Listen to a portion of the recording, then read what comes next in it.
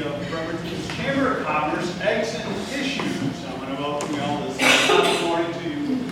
So this morning we're fortunate to have Sherry and Loretta joining us for the campaign.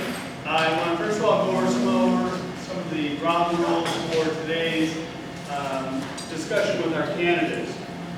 First and foremost, no audio, visual, picture taking will be done. I want to assure you that we are capturing our candidates this morning by camera. It will be filmed and it will be uploaded to the Facebook page of the Bremerton Chamber of Commerce, usually within 24 hours, so you can review and catch everything that you wanted to see or think you might have missed.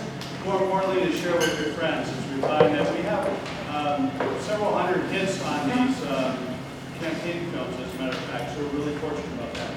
So, now, into the rules.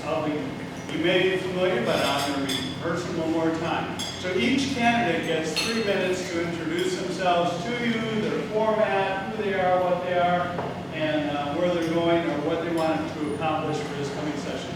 So that their opening remarks are limited to 3 minutes, at which time we have the markers going. We have a yellow marker that will go up when you have 30 seconds left, and then the red one goes, that means I get the hook out, okay? And I'll get closer and closer to you if you don't surrender the mic, just give you a fair warning. But with that being said, until I almost have to grab it and take it. So the next thing is, we're fortunate to say that we'll move into questions and answers that are provided by our audience members. Just a point of disclosure is the fact that I work for Kids Up Mental Health Services. I do not write any mental health or chemical dependency questions. If any of those come up, they're brought up by the audience members, just for the sake of transparency. With that being said, we'll have 1 minute to answer the questions, and then the yellow one goes up at 10 seconds, and then you have the red one goes up after your minute is completed. And then finally, at the conclusion, we have 2 minutes in which you have to do a summary. And again, the yellow one goes up at 20 seconds, and then you have 20 seconds, and the red one goes up. Final pieces for folks in the audience for today. We have coffee, water over there. Exits are either straight out the back or over to the side. Restrooms are located over to that side. I also want to bring to your attention that if you happen to have one of these in your pocket, please turn it to silence. If you choose to leave it on buzz, ring, or whatever, and it happens to go off during our candidates' discussion this morning, we're asking that you make a $10 donation to a local nonprofit, of which today will be YWCA. YWCA. So if you want to make the donation, you don't have to leave your phone on, mind you. But at the same time, if your phone does go off, I'm not going to hunt you down. It's just an honorary thing. So let's see. With that, the last thing I want to ask is that you hold your applause. So the candidates will do their summaries, their introductions, their question and answers. Hold your applause until the very end, and then everyone will give them a huge, resounding sound of applause for them and for what they're taking forward. Finally, the last part, we have a new piece here for our candidates, which is a challenge card. They have before them this, what color is that? Salmon? Is that salmon? That's what I'm going with. I'm a guy, all right? So it's sort of like orange, okay? So it's salmon. But they can candidate at any time. If their opponent says something that they strongly disagree with, they can hold up the challenge card. And then I will take the challenge card, and the person raising it has 1 minute to counter whatever claims can be made by their counterpart. And then the other person will have an opportunity, 1 minute, to do a counter rebuttal to whatever statements were made by the person making the challenge. Reminder, you have one challenge card only during the course of this conversation. So with that being said, let us begin, and we go alphabetically. So Sherry, you be the first one. Funny how that happens, but yes. All the time. So you have a 2-minute introduction, please. All right. First of all, thank you all for coming. Let's see if we, let's try the mic here. As we know that with me, I'm getting a little bit hard of hearing. So. Yeah. I am.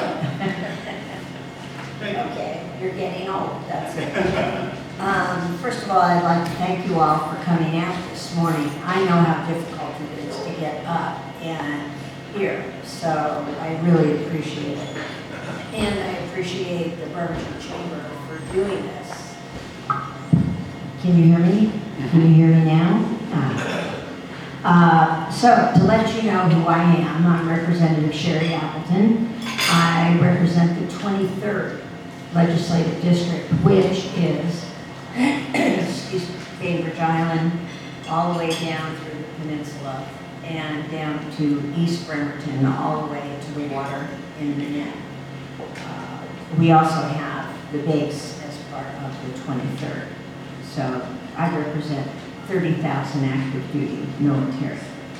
I am chair of local government, and that means that we have every issue that belongs to an autonomous taxing district.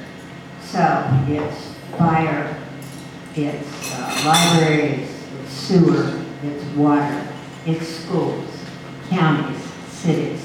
So it's quite a full agenda that we have. I also serve on public safety and on community development, housing, and tribal affairs, which I used to be chair of. I wanted to tell you that bills that I've done last year. One was the silver alert, and for those of you with gray hair, you will know what I'm talking about, is that in the amber alerts, it's for children who are being kidnapped, and it goes up on the big reader boards. But a lot of us have loved ones who are over the age of 60 who have dementia or Alzheimer's. And part of that disease is 60% of those people wander. And so now with the silver alert, you call the police, it goes up on those big reader boards above the highway. And it's really important. In 2010, there were 760 people who wandered in the state of New Jersey. Every one of them was rescued, so there was no recovery. It was all rescue, and I hope we'll do the same thing. It is working. Also, we did a bill, crisis intervention training, so that police don't have to use force when they're dealing with mental illness people. And payday lending is one of the things that I really care about and want to see gone. It's predatory. Other than that, the capital budget, I was able to get money for fish line. Humane Society, Kingston Village Green, North Kitsap National Water Tax. Thank you. You're welcome. Please, your turn. Good morning, and thank you to the Chamber for organizing this event and everybody who made it here this morning.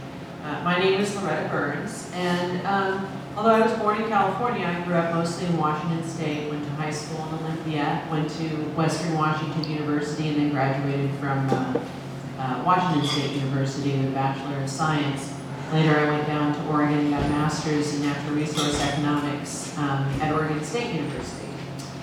And the first part of my career, I'm the kind of person I like to solve complex problems, and I wanted to make the world a better place. I went overseas and worked in economic development for 17 years. And I moved to Poulsbo, well, I moved to Kitsap County when I married my husband in 2009. We lived in Seabeck, and then I moved to Poulsbo. We moved to Poulsbo in 2010 when I went to work for the Bill and Melinda Gates Foundation. The reason I'm running for want to serve the people of Washington State and Kitsap County is I believe in limited government within the bounds of our state and our federal constitution. When government starts to grow out of control and thinks that it can do everything, it loses its focus and it fails to serve its core functions. And we see a decline in service. And that's one of the main reasons that I'm running. When designing and implementing economic development programs overseas with the Bill and Melinda Gates Foundation, I used my skills to work with government and the private sector to really analyze what the problems were and the appropriate boundaries between the two in order to produce higher quality products and to deliver better services to small businesses and the consumer. One of the things that I observed is that government agencies had this tendency to grow themselves because they have these subsidies, they have this infrastructure, they have these resources, and they start moving beyond what they're supposed to be doing, and they start doing more and more what the private sector does. And I see that happening in our state, and it's very concerning. And I think, and that's one of the main reasons I'm running, is that we need to limit that, because if we start doing things that we're not supposed to do, we're not going to have the resources or the money to do the things that we really do need to do. And this is going to be becoming more and more of a challenge where we're hearing from our government that there's not enough money. Well, one of the main reasons there's not enough money is because we're trying to do too much and we're not managing those resources effectively. And so that's overall the main reason why I'm running, and that relates even more importantly to education, which takes up 48% of our budget. It is the most important thing that we do. But making our educational system better is not just about more money. We need to get back to local control. Thank you. Thanks. Actually, if you would hold the mic, and we'll move into our question and answer period. Remind the candidates you have 1 minute to answer the questions. Of which this morning we have a tremendous diversity of questions.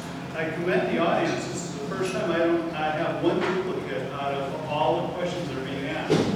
So we're going to cover a lot of territory this morning, folks. So let's get ready and rock and roll. First question right off the bat. No softballs for you guys, sorry. First question is, what good do the Human Rights Commission do when they seek to write laws for the rest of us? They are appointed by the governor, therefore not elected. Of course, they will be partisan. Well, I think this is a perfect example of where government kind of went beyond its capacity. Human Rights Commission it's appointed people and they're not elected. And I don't think they're there to write laws. They were put there in a sense to help with the interpretation of some laws, but if they're not going to follow due process, then they should be held accountable for that. And I'm really concerned about how they really overreached on the interpretation of the law related to not discriminating against people in the workplace. And that law was so that people would not be discriminated against for their gender or other issues, they shouldn't be fired if they're transgender or otherwise. But it was a far reach to then extrapolate on that law to interpret that discrimination, telling people where to use the bathroom is a form of discrimination. So. Thank you. And the question goes to you, Sherry. Well, first of all, the Human Rights Commission does not write legislation. They advise the governor. And why they were put into place was that there are many attorneys who will not take discrimination cases. I mean, that's just how it is. And so the Human Rights Commission go to them and they make a decision on what is happening. And then it can be either a matter of court or people follow through. As far as the transgender issue goes, that passed 10 years ago. And in the 10 years that we've had the transgender legislation, we've never had an incident. What happened is the Human Rights Commission tweaked the language, but they didn't change the outcome. So. All right, thank you. So this is actually on the same lines as you mentioned in both of your responses. So this is another audience member asked, my 16-year-old granddaughter is very worried that gay rights and marriage equality will be eroded or overturned.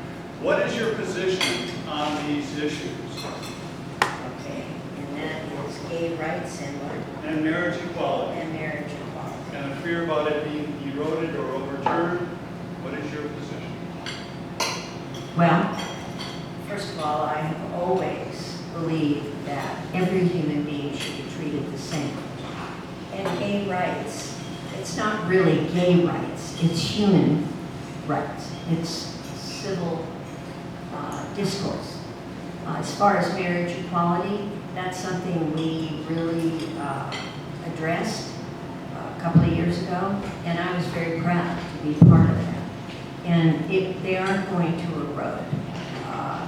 Constitutionally, they have stood up to scrutiny, and so they won't be overturned unless, of course, everything is overturned. So, no, I am foursquare for gay rights and for marriage equality. Thank you. I'm waiting for him to put up his. Oh, you finish early? Stop. Here you go, Loretta. As a matter of fact, then we'll just get more questions as that happens. So with that, same question. All right. I'm not particularly clear on why this young 16-year-old would be worrying about this issue. I don't think there's any likelihood that marriage equality is going to change, or that rights for the LGBT community is going to change. And I can only speculate that because it's what's coming out in the media, is that there are many, many people that are not comfortable with the fact of having biological men in women's and girls' locker rooms and in shower areas. And when that's being discussed in the media, and people are expressing their rights and their lack of comfort in women, where it's being articulated that those people are against gay rights. And that's really not the issue.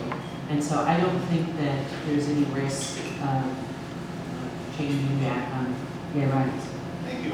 All right, if you hold the mic, we'll get back to you with the next question, which has to do with government spending. This person writes, government spending is out of control. What would you do to bring it back to a reasonable amount? Loretta? You know, one of the things, our government is growing out of control, and that's partly because that's the nature of government agencies. When they start doing things, they say, well, we can do this and we can do that. And there's also a tendency within our legislature, or people always wanting more. Everybody wants their particular interests addressed. But government cannot do everything. But one of the reasons government spending is so high is that we don't actually have good performance management or accountability systems. I've actually worked for the government. I've worked for the state. I've seen how people can be in a job for 20 years and never had a performance evaluation. I've seen people who the key tool in their career is a computer and they don't know how to use a computer. Okay, we need to have performance management systems, and we need to hold our agency heads accountable for government efficiency. And more specifically, one of the things that we could do is with the government that they could do line item cutting so we could have more efficient programs. Thank you. All right, and Sherry, the same question, please. Thank you. I think that government spending is part of the eyes of the beholder, because we don't have a lot of money. We went through 8 years of the Great Recession, and we're a sales tax-based economy. So when we were going through the recession, people didn't spend their money, so sales tax went all the way down. Why we put more money and people say, oh, well, you spent this 2 years ago, now you're spending this. It's called inflation. And inflation means that unless you close the borders of Washington State, unless you close the schools so that no new children will come in, unless you tell police and fire that they can't go out and do those things as the community expands, then you can say that we don't have enough money. Okay, so then moving on to our next question, which is, we have to move on to education. And this one starts with you, Sherry. First question is, what is your view of charter schools? Well, my view of charter schools is very easy. I dislike them intensely. I worked for the League of Women Voters for 11 years, and we were able to defeat the first charter school bill.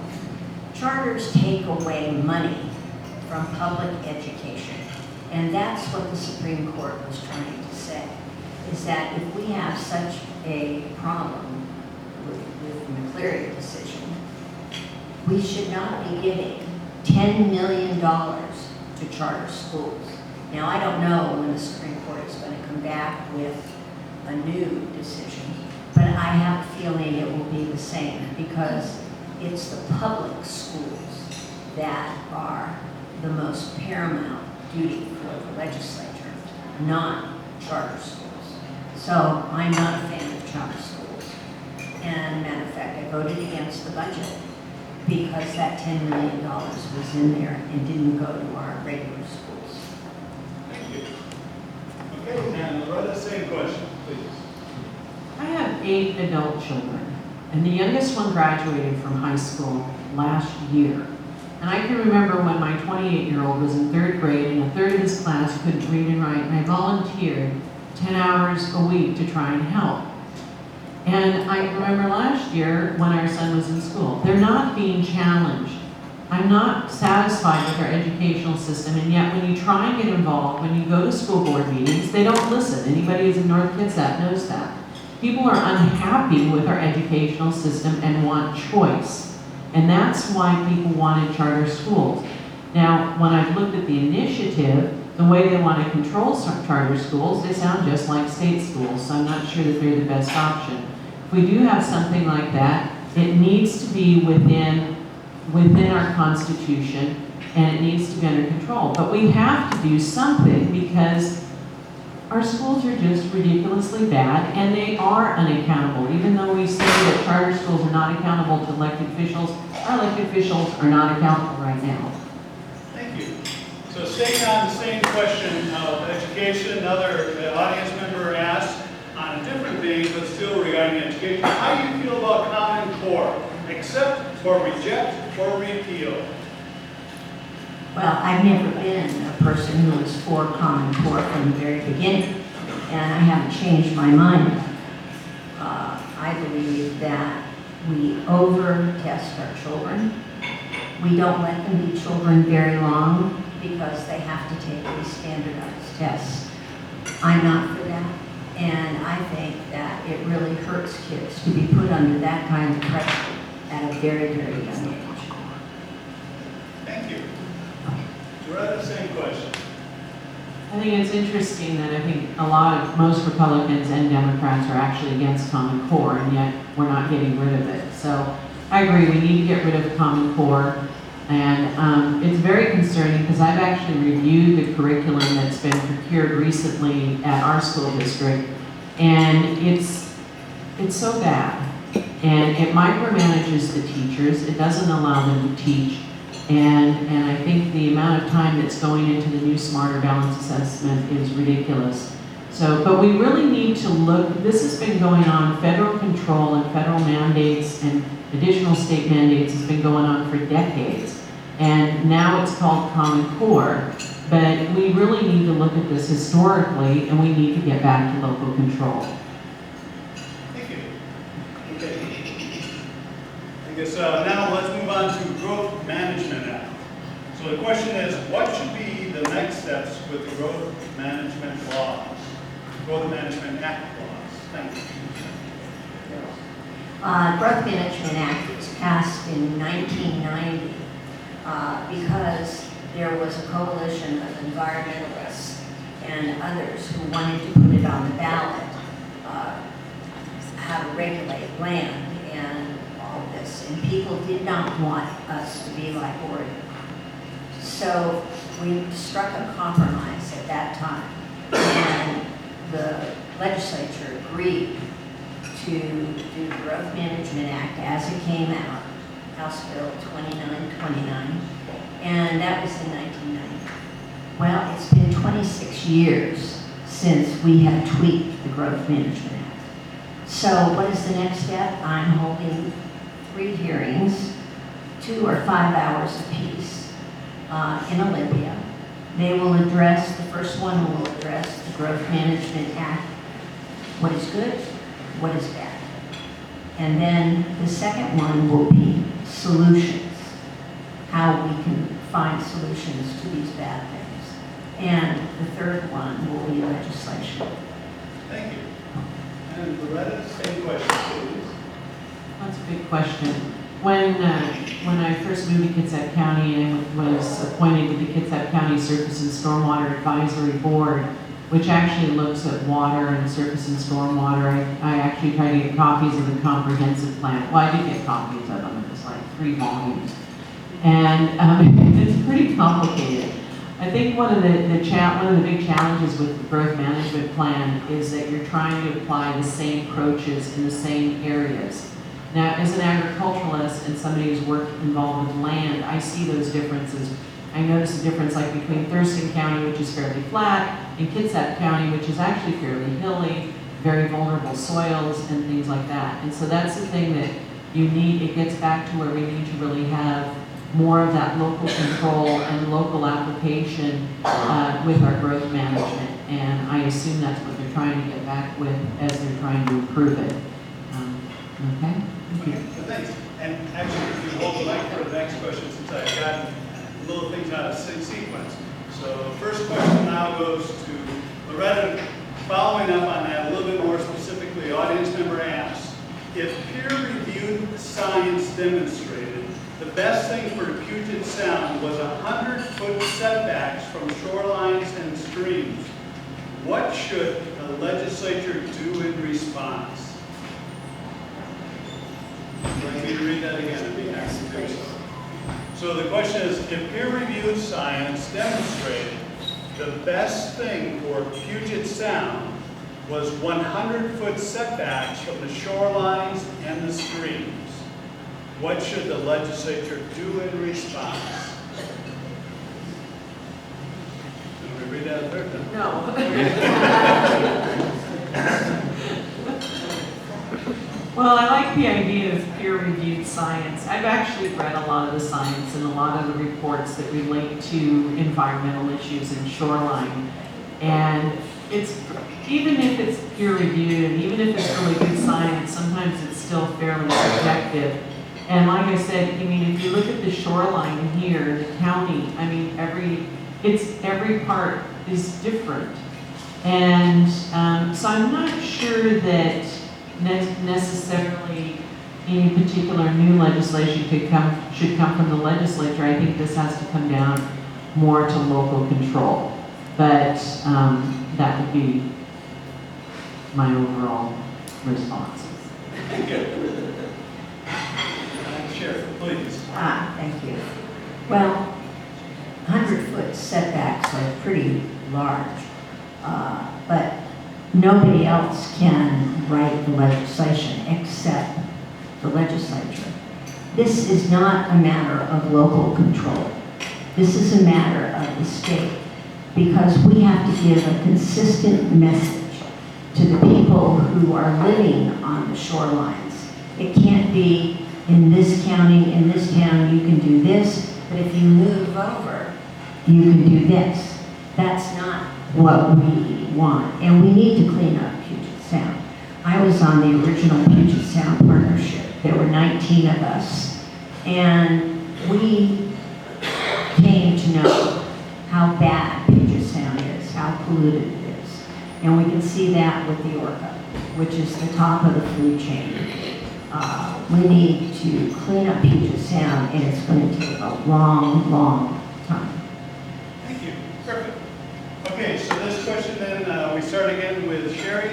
I missed it in the educational grouping, but this one she's a little different. Prison education. Question is from our audience is, what is your position on education for prisoners in our prisons and jails?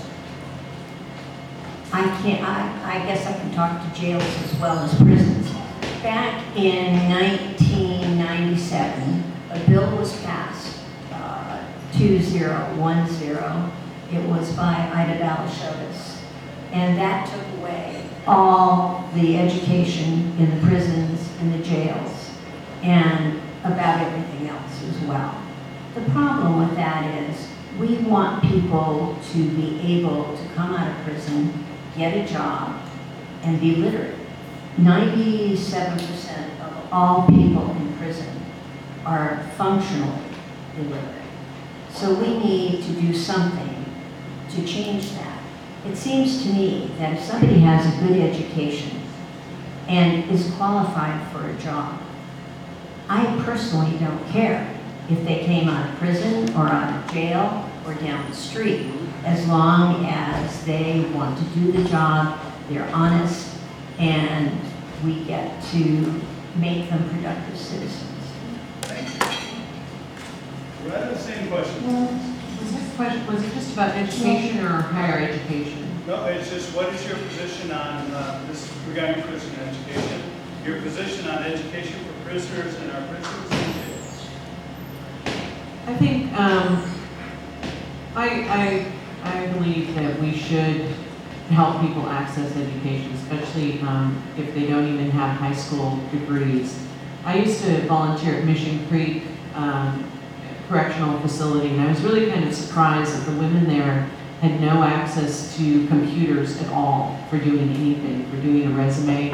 And I do think that they need resources, and to especially try to help people get at least to the GED level, as long as it's financially and fiscally as efficient as possible. And I know there are programs where people are also being set up where they can access community college level, like the first 2 years, which if they can do that and they're have good behavior in the prison system, I think it would be helpful, better to enable them to be more productive when they come out. Thank you. And if you'll hold the mic for the next question. Now let's move on to something more moving, transportation. That being fair. Oh, you guys are listening this morning. All right, okay. So the question simply is, what is your view of our ferry system and what needs to be done? Well, I think we have a fantastic ferry system. I used to commute on it for 4 years, and it's wonderful. I think it can be more fiscally efficient. I think we need to have